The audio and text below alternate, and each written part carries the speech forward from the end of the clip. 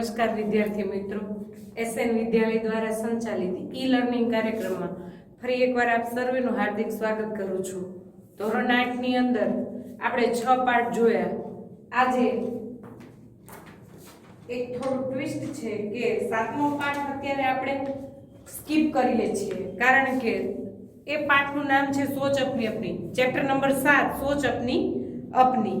હવે એમાં આપણે એક પરિસ્થિતિ આપવામાં આવે છે વિદ્યાર્થીઓ અને એના દ્વારા ચર્ચા કરવામાં આવે છે। ગઈ વખતે અમે લાઈવ હતા એટલા માટે ચર્ચા શક્ય હતી, આ વખતે એ શક્ય નથી પરિસ્થિતિને અનુરૂપ, તો અત્યારે આપણે આ પાઠ અહીંયા સ્કીપ કરીએ છીએ। પણ છતાં તમને થોડી માહિતી આપું કે જો તમને આ ચિત્ર દેખાય છે પાઠની અંદર, શું સૂચવે છે? તો બે પરિસ્થિતિ સૂચવે છે, એક ગ્રામ્ય જીવન અને એક શહેરી જીવન। હવે એક પરિસ્થિતિ આપી દીધી, બોલો તમે ગ્રામ્ય જીવનમાં રહેવું ગમે છે? ગમે છે તો કેમ ગમે છે? કે તમને શહેરી જીવનમાં રહેવું ગમે છે? ગમે છે તો કેમ ગમે છે? ફાયદા શું, નુકસાન શું? તો આવા પ્રશ્નોની ઉપર ચર્ચા કરવામાં આવે। તો ગઈ વખતે અમે પ્લાસ્ટિકના ઉપયોગ ઉપર ચર્ચા કરેલી ક્લાસમાં, આ વખતે શક્ય નથી એટલા માટે આ પાઠ અહીં આપણે સ્કીપ કરીએ છીએ। પણ છતાં મેં તમને માહિતી આપી થોડી કે ભાઈ આ એક ટોપિક આપવામાં આવે છે અને એના ઉપર ચર્ચા કરવાની હોય છે। આજે આપણે ચેપ્ટર નંબર 8 માં કહ એક કહાની,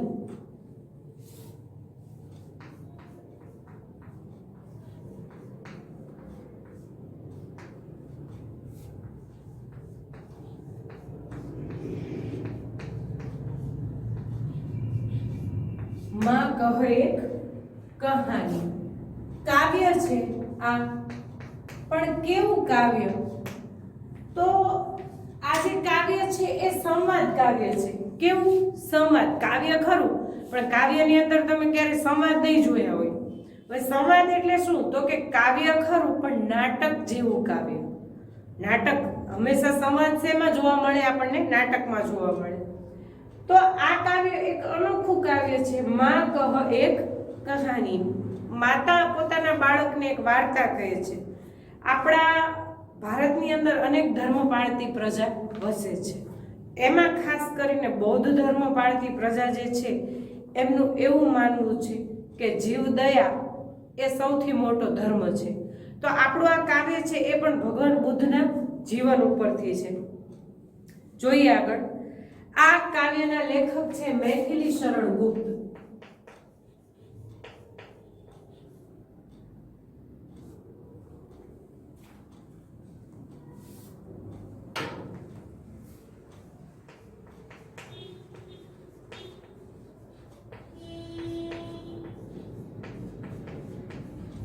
મૈથિલી શરણ ગુપ્ત લેખક જે છે આપણા, સોરી કવિ, એ રાષ્ટ્ર કવિ છે। એમને રાષ્ટ્ર કવિનું બિરુદ આપવામાં આવેલું છે। એવો પ્રશ્ન એક વાક્યની અથવા તો વિકલ્પમાં પણ આવી શકે કે મૈથિલી શરણ ગુપ્તને કયું બિરુદ આપવામાં આવ્યું હતું? તો રાષ્ટ્ર કવિનું। राष्ट्र कवि मैथिली शरण गुप्त का जन्म 1886 में चीरगांव जिला झांसी उत्तर प्रदेश में हुआ था। बचपन से ही कविता में उनकी रुचि थी। आचार्य महावीर प्रसाद द्विवेदी की प्रेरणा से वह खड़ी बोली और मुड़े और उनकी कविता में निखार आया, यानी कि खड़ी बोली के ऊपर उन्होंने अपनी कलम चलाई। उन्होंने अपनी कविताओं में भारतीय जीवन को समग्रता से समझाने एवं प्रस्तुत करने का प्रयास किया है। भारतीय जीवन આપણી સંસ્કૃતિની વાત કરવામાં આવી છે। खड़ी बोली हिंदी में आरंभिक अन्यायकों में से एक थी। सांकेत गुप्त जी द्वारा लिखित महाकाव्य, इसके अतिरिक्त यशोधरा, पंचवटी, भारत भारती, जयद्रथ वध आदि उनकी मुख्य काव्य कृतियां हैं। इनकी मृत्यु 1964 में हुई। काव्य क्षेत्रे अथवा तो साहित्य क्षेत्रे मैथिली शरण गुप्तનું હિન્દીમાં ખૂબ પ્રખ્યાત નામ છે, પ્લસ સંસ્કૃતમાં તમને ક્યાંક જોવા મળશે मैथिली शरण गुप्त। तो मारने वाले से बचाने वाला बड़ा होता है, यह उक्ति चरितार्थ हुई है। गौतम बुद्ध के जीवन से संवाद शैली की इस कविता में गौतम बुद्ध के बचपन की एक घटना का उल्लेख है, जिनमें उनका पुत्र राहुल यानी कि गौतम बुद्ध का पुत्र राहुल और उनकी पत्नी यशोधरा से राजकुमार सिद्धार्थ की उसी कहानी को दोहराने का आग्रह करता है, जिससे उपर्युक्त उक्ति परिभाषित हुई। कौन सी? तो मारने वाले से बचाने वाला बड़ा होता है। ગૌતમ બુદ્ધનું બાળપણનું નામ સિદ્ધાર્થ હતું। અહીંયા આપણને વાત કરી છે સિદ્ધાર્થ। એ સિદ્ધાર્થ એમનો પુત્ર રાહુલ અને માતા યશોધરાની આમાં મુખ્ય વાત છે। એ સિવાય એક કે બે એટલે કે એક આખેટકની વાત થાય છે અને એક દાસીની વાત થઈ છે। આટલું ઉચ્ચારણ આપણને કાવ્યની અંદર જોવા મળશે। જોઈએ કાવ્ય। माँ कह एक कहानी, बेटा समझ लिया क्या तूने मुझको अपनी नानी। माँ कह एक कहानी। नानु एवं बाळक राहुल एनी माताने विनंती करे छे कि हे माँ तू मने एक कहानी कहीने संभळाव। माता यशोधरा એને ઉત્તર આપતા કહે છે કે શું બેટા તે મને તારી નાની સમજી છે? ખબર છે ને નાની કોને કહેવાય?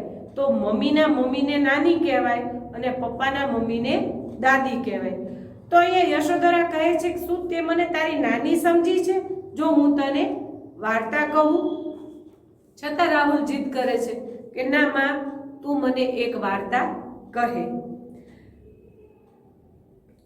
कहती है मुझसे यह चेटी, तू मेरी नानी की बेटी।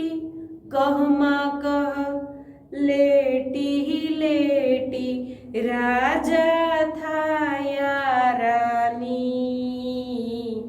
माँ कह एक कहानी। ए बाळक कहे छे राहुल કે માં મને એક ચેટી એટલે કે દાસી એક દાસી કહેતી હતી કે તું મારી નાની ભલે ન હોય પણ તું મારી નાનીની દીકરી તો છે ને। શબ્દાર્થ થાય છે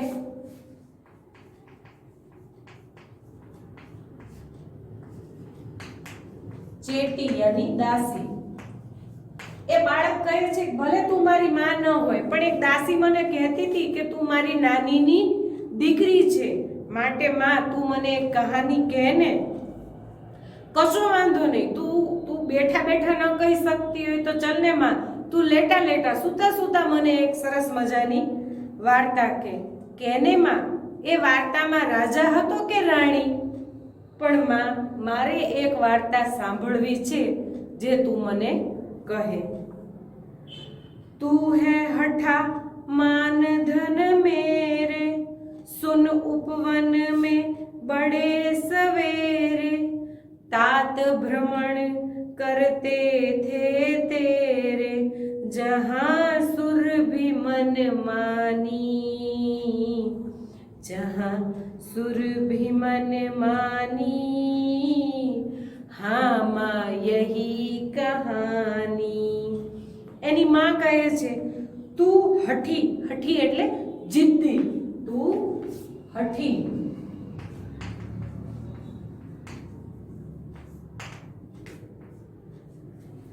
तू तो जिद्दी मानधन पुत्र, तू मारो जिद्दी पुत्र छे, आम थोड़ी मानवानो हतो।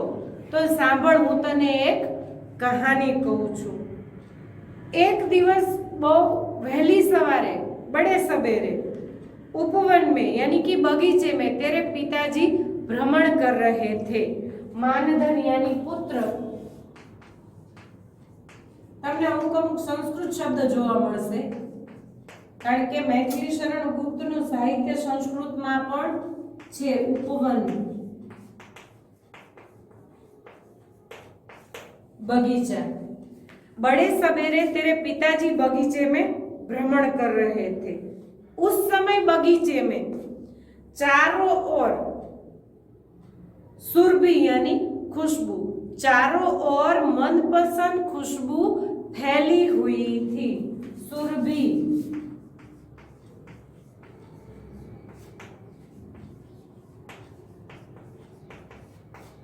खुशबू, चारों ओर खुशबू फैली हुई थी। पेलो बालक राहुल के छे, अच्छा चारों ओर मनपसंद खुशबू फैली हुई थी। हाँ माँ, मुझे यही कहानी सुननी थी, जो चारों ओर खुशबू फैली हुई हो ऐसी। वर्ण वर्ण के फूल खिले थे, झलमल कल हिम बिंदु जिले थे, हल्के झोंके हिले मिले थे, लहराता था पानी, लहराता था पानी। हाँ हाँ यही कहानी। एनी माता यशोधरा कहे छे कि वर्ण वर्ण बगीचे के अंदर वर्ण वर्ण रंग बेरंगी फूल खिले हुए थे। उन फूलों, पेड़ों, पौधों पर झलमल कर हिमबिंदु, हिमबिंदु यानी ओस, गुजराती में આપણે કહીએ તો ઝાકળ, એ ઓસની બૂંદો ઉપર જામી ગયેલી હતી। એ ઓસ હવાનો એક ઝોંકું આવે તો બધી શું કરવા લાગતી? હલતી, હલતા હલતા એ બિંદુ બધા શું થઈ જતા? ભેગા થઈ જતા। અને જ્યારે એ બિંદુ ભેગા થાય છે ત્યારે એની અંદર એક લહેર આવતી। એ બિંદુની અંદર શું આવતી? એક लहर आती। यानी कि बगीचे में वर्ण वर्ण के फूल खिले थे, उन फूलों पर ओस की बूंदें जमा हुई थी और ओस की बूंदें हवा के झोंकों से हिल मिल रही थी। हिल मिलकर उनमें एक तरंग सी लहरा रही थी। पेलो राहुल कहे छे, ओहो तरंग लहरा रही थी। हाँ हाँ मुझे यही कहानी सुननी थी।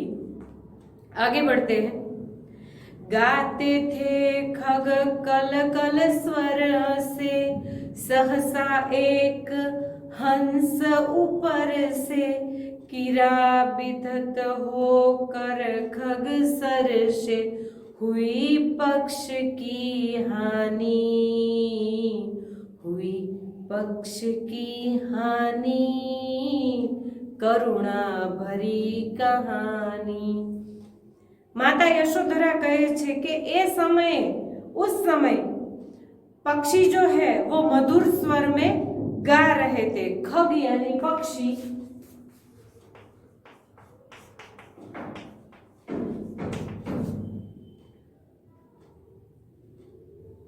और कलकल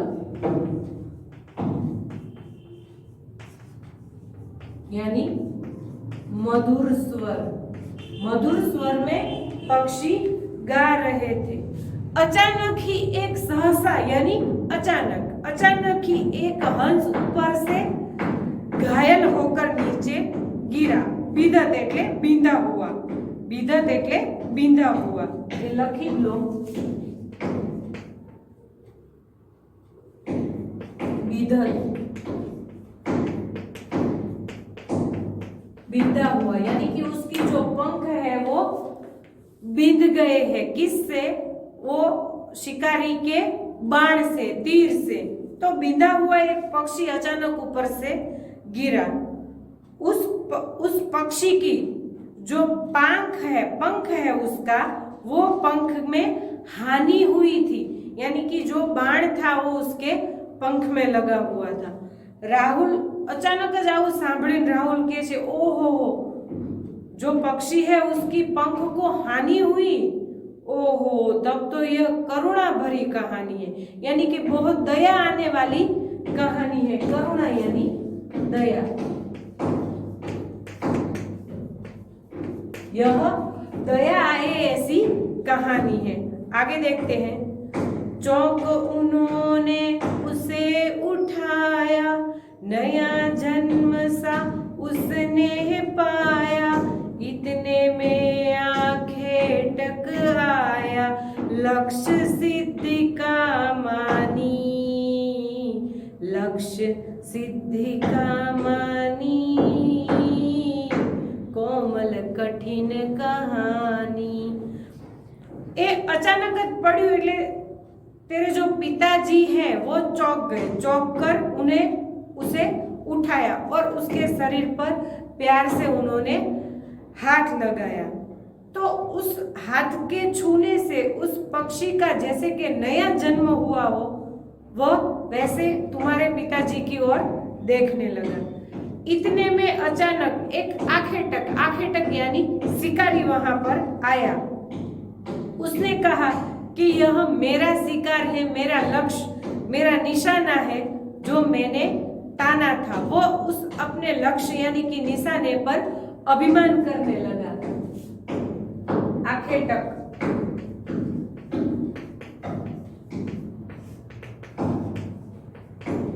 शिकारी અને લક્ષ્ય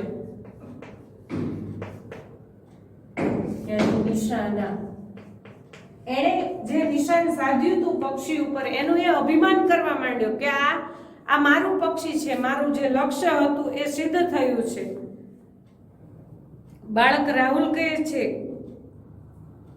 कि लक्ष्य सिद्धि का मानी क्या उसे उसके अचूक निशाने पर इतना अभिमान था। कोमल कठिन कहानी, तब तो ये कोमल है, दया कोमल सॉफ्ट कहानी है, पर कैसी कठिन कहानी है।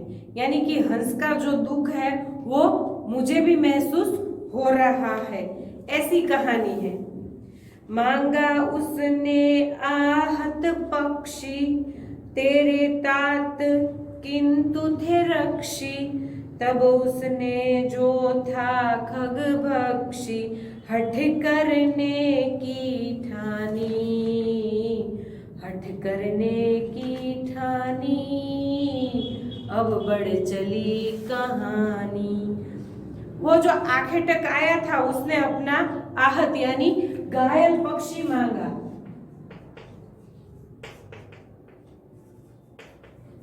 आहत यानी उसने अपना घायल पक्षी मांगा कि यह तो मेरा किया गया शिकार है जो मैंने बाण से मारा है।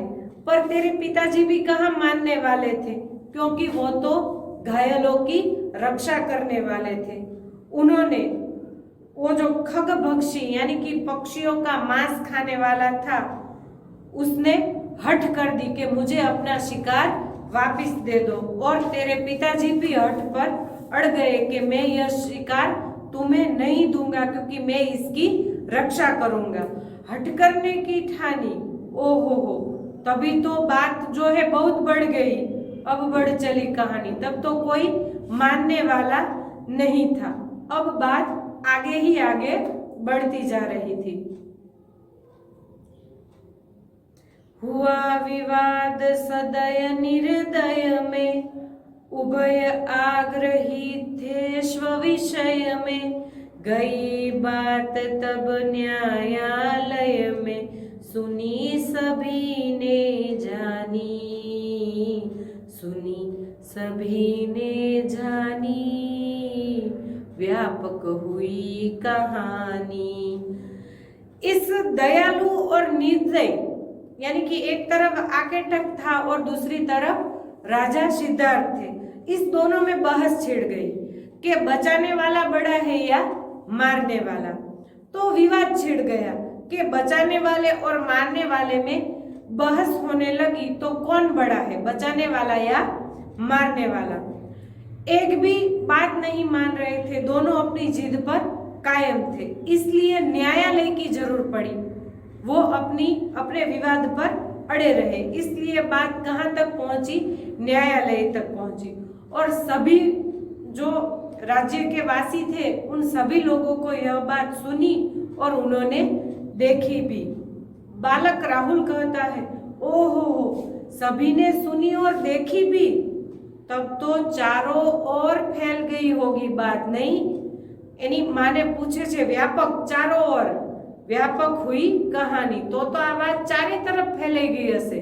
ओहो, बहु के आ तो बहु कहेवाय। राहुल तू निर्णय कर इसका, न्याय पक्ष लेता है किसका, कर दे निर्भय जय हो किसका, सुन लूं तेरी बानी, माँ मेरी क्या बानी, मैं सुन रहा कहानी। राहुल એ માતા યશોધરા રાહુલને કહે છે, ચલ રાહુલ તું મને કે खरेखर न्याय कोनो पक्ष ले छे, न्याय किसका पक्ष लेता है, विजय किसकी सही में संभव है, तू बता। चल मैं तेरा निर्णय सुनना चाहती हूँ कि तू निर्भय यानी निडर होकर बता कि जय हो किसका, विजय किसकी है। मैं भी तो सुनूं कि तू इसके बारे में क्या सोच रहा है, तेरी जो सोच है वो क्या है। तो બે ત્રણ શબ્દ મળે છે, નિર્ભય,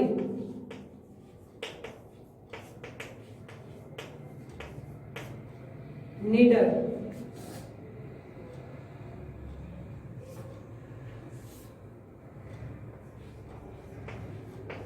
નિર્ણય,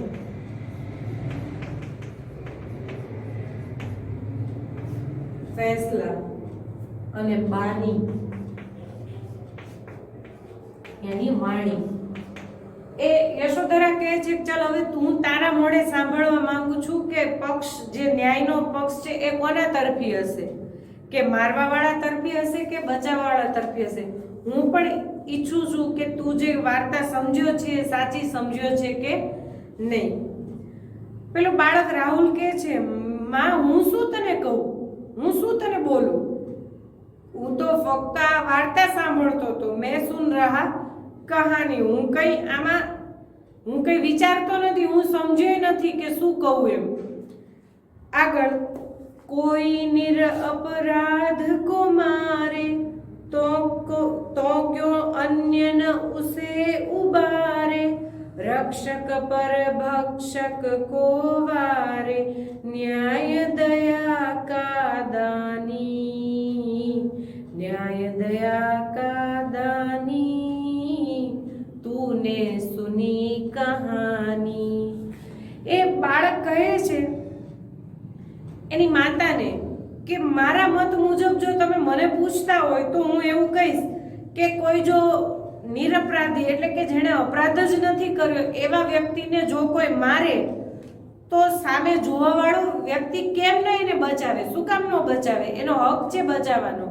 તો હંમેશા रक्षक पर भक्षक को वारे, यानी कि मारने वाले से बचाने वाला हमेशा कैसा होता है, बड़ा होता है। पहला हक बचाने वाले का होता है, तो न्याय हमेशा बचाने वाले के पक्ष में ही आता है।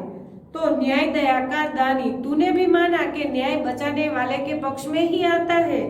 तूने सुनी कहानी, खरेखर साचा अर्थ में तू आ कहानी नो अर्थ समझ्यो छे, मैं तने जे वार्ता कही ए वार्तानो क्षार तू समझ्यो छे, एनो मने आनंद छे। तो काव्य આપણે અહીંયા પૂર્ણ કરીએ છીએ। કાવ્યના આવતા શબ્દાર્થ આપણે જોયા અને એક વાક્યની અંદર જવાબ જે છે એ સાવ સહેલા છે, તમને કાવ્યની અંદર મળી જાય એવા છે। પહેલો છે, રાहुल के पिताजी कहाँ भ्रमण कर रहे थे, कब, राहुल के पिताजी बगीचे में भ्रमण कर, बड़े सवेरे बगीचे में भ्रमण कर रहे थे। बीजो प्रश्न है, आखेटक ने राहुल के पिताजी से क्या मांगा, तो आखेटक ने राहुल के पिताजी से अपना शिकार मांगा। हवे त्रीजो क्वेश्चन छे ए मोटो छे। चौथो, मां से कहानी सुनकर पुत्र ने क्या निर्णय सुनाया। અને પાંચમા નંબરનો જે ક્વેશ્ચન છે, પ્રસ્તુત કાવ્ય કા સાર, એ આખે આખું કાવ્ય જે છે એ તમારે પાઠ સ્વરૂપે એટલે કે સંવાદ સ્વરૂપે લખવાનું છે। આખી વાર્તા લખતા હોય એવી રીતે લખી દેવાનું તમારે તમારી ફેર બુકમાં। પહેલા બે પાઠના પ્રશ્નના જવાબ નાના છે, કાવ્યમાંથી જ મળી જાય એવા છે, મેં તમને જવાબ કઈ પણ દીધા। પછીના બે પ્રશ્ન આપણે લખીએ તો પ્રશ્ન નંબર 3 અને 4।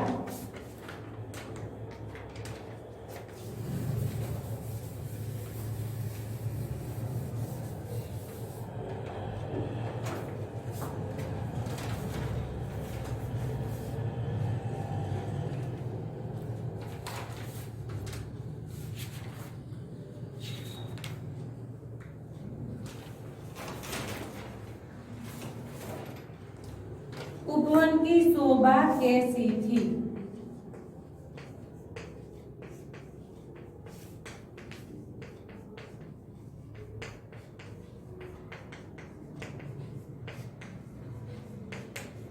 उपवन की शोभा कैसी थी? तो उपवन में उत्तर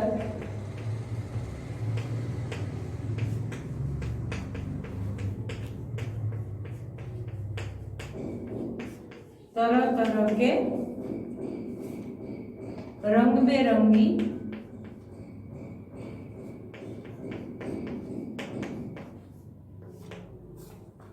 फूल खिले थे।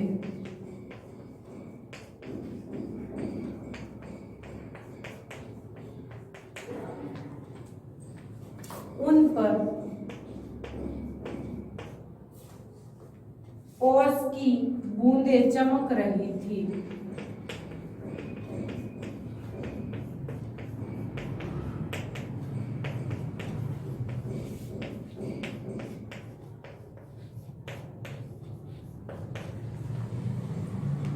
हवा के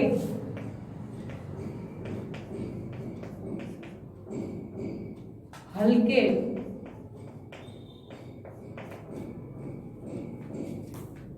झोंकों से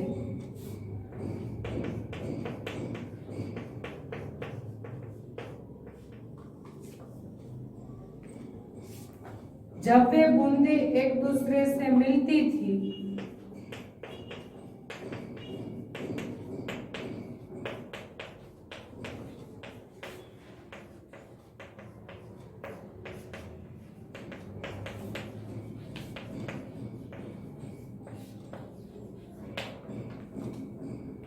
तो उनमें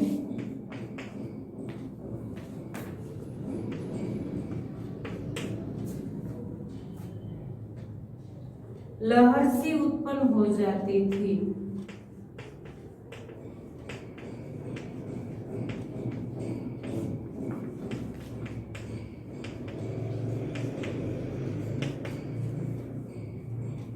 फूलों की सुगंध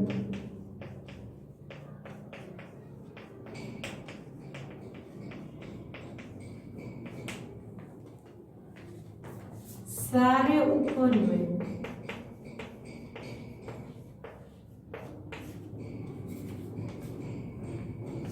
फैली हुई थी।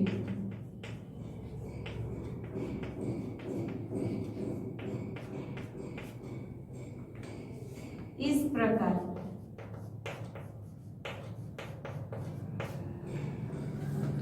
सुबह के समय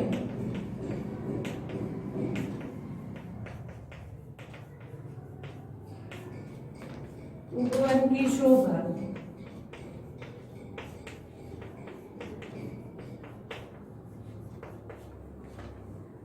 अत्यंत मनोहर थी।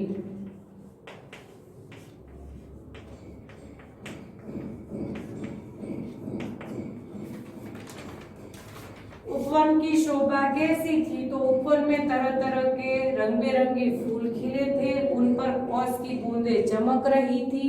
हवा के हल्के झोंकों से बूंदें एक दूसरे से मिलती थी और उसमें लहर सी हो जाती थी, लहर सी उत्पन्न हो जाती थी।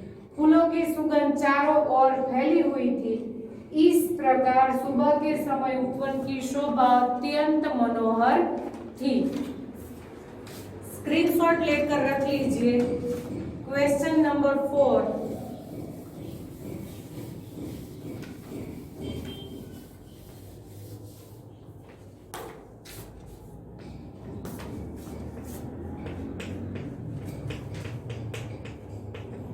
माँ से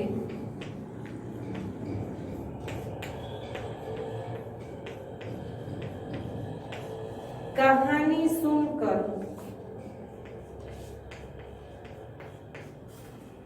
पुत्र ने क्या निर्णय लिया?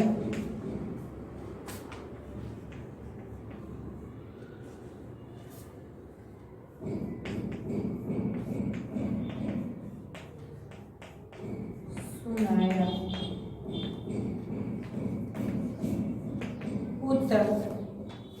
पुत्र छोटा था पर बुद्धिमान था। पुत्र छोटा था पर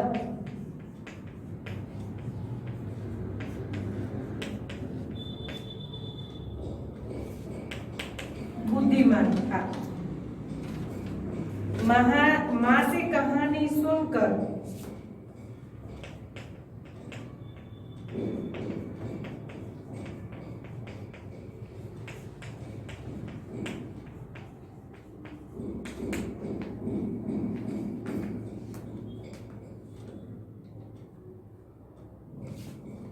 उसे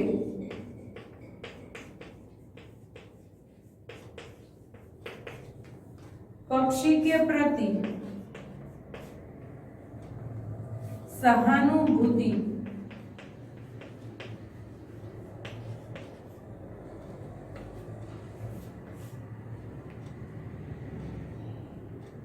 उत्पन्न हुई।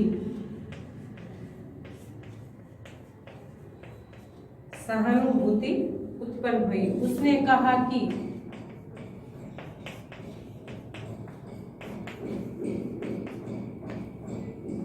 यदि कोई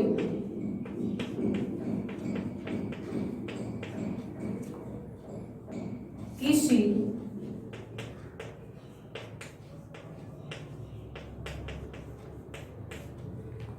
निर्दोष को मारे तो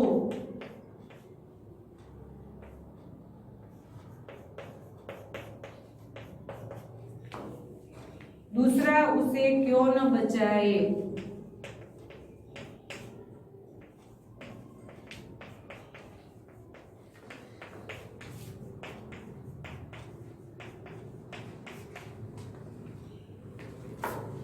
क्वेश्चन मार्क आपसे क्यों न बचाए। न्याय में दया की भावना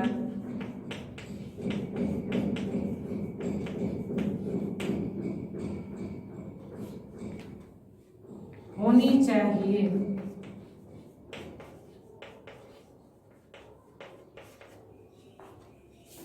इसलिए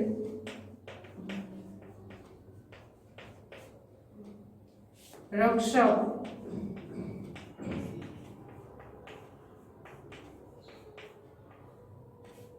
हमेशा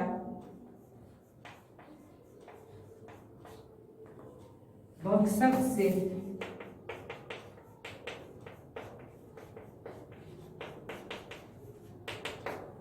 बड़ा होता है। माँ से कहानी सुनकर पुत्र ने क्या निर्णय सुनाया? तो पुत्र छोटा था राहुल, पर बड़ा बुद्धिमान था। माँ से कहानी सुनकर उसे पक्षी के प्रति क्या हुई? सहानुभूति हुई। उसने कहा कि यदि कोई किसी निर्दोष को मारे तो दूसरा क्यों न उसे बचाए। तो न्याय में अगर जो दया की भावना होगी तभी रक्षक हमेशा भक्षक से बड़ा होता है। यानी कि रक्षण देने वाला चोट पहुंचाने वाले से बड़ा होता है। तो काव्यની અંદર આવતા પ્રશ્નના જવાબ અમુક તમને ટીક કરાવ્યા છે, અમુક લખાયા, બે સવિસ્તાર લખાયા છે, એક વાક્યના છે એ આવડી જાય એવા છે, છતાં આપણે પ્રશ્નની ચર્ચા કરી। એ સિવાય પાઠની અંદર કાવ્યની અંદર આવતા અપરિચિત શબ્દ પણ આપણે જોયા। નેક્સ્ટ પીરિયડમાં નવા ટોપિક સાથે મળીશું, ત્યાં સુધી રજા આપો। જય ભારત।